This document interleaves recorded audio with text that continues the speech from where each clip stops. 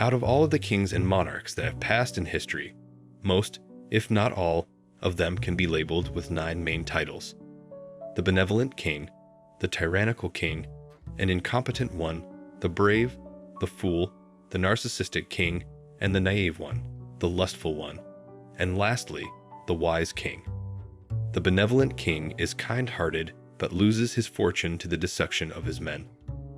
The tyrant, although successful, never gains lasting happiness or peace of mind. The incompetent king is never respected and is always inadequate to command his kingdom. He's soon overthrown or used by someone else. The brave king lives a valuable life, but not long enough to see his kingdom flourish. He fights for his people, but often takes too foolish risks. Speaking of foolish risks, the fool is a curse for his people and drives his kingdom to its demise. The narcissistic king is ruled by his ego, which he feeds by only serving himself and always tries to evaluate how much it would benefit him instead of caring for his people.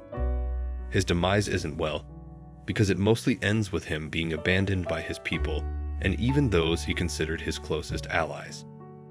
The lustful king also faces a similar downfall, always being dictated by women. Giving in to his lustful desires, he is soon manipulated by women who drain every ounce of his fortune.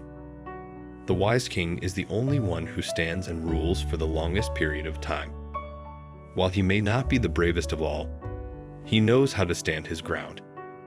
He's not the kindest, but knows when to actually lend a hand to someone. He considers the opinions of others, but always acts on what he believes to be right. He never claims to be the wisest and is always willing to learn from his failures. He doesn't disregard his ego, rather keeps it in check to not turn into an egotistical tyrant.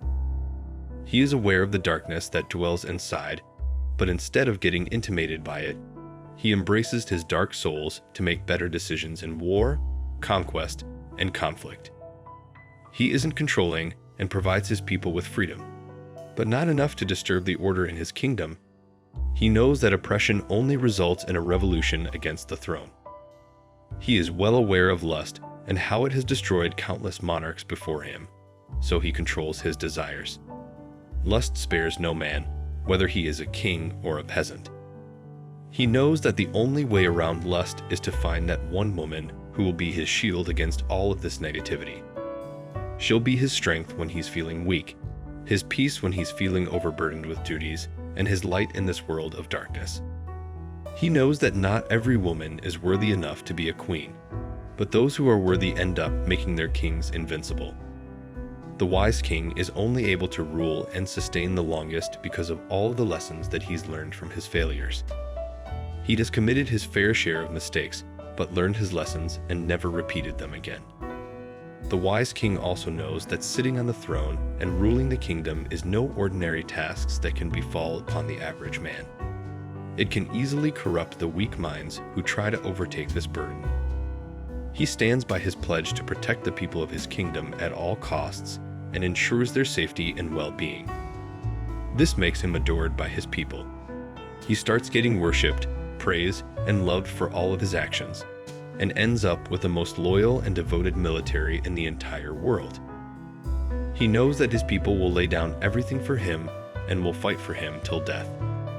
This strong devotion shown by his people is what drives him to victory and consequently to ruling the throne for the longest period of time. He is at peace because he knows what needs to be done and how he should carry out his duties to please his people more than himself. So the love that he receives from his people in return makes all of his struggle worth it. He is known and feared simply because of the amount of influence that he has, not because of his tyranny. Breaking his will is impossible. He refuses to lose his composure because he knows that fear is his worst enemy, keeping the fear inside his mind from clouding his decisions. Otherwise, he'll fail his army and, more importantly, his kingdom. Even the wisest strategies have failed simply because their leaders became fearful. So the wise king instead chooses to pretend fearless even if he's not and looks charges straight into adversities with his head held high. That's it for this video. Be sure to like, subscribe, and ring the bell icon for more videos like this. Until next time.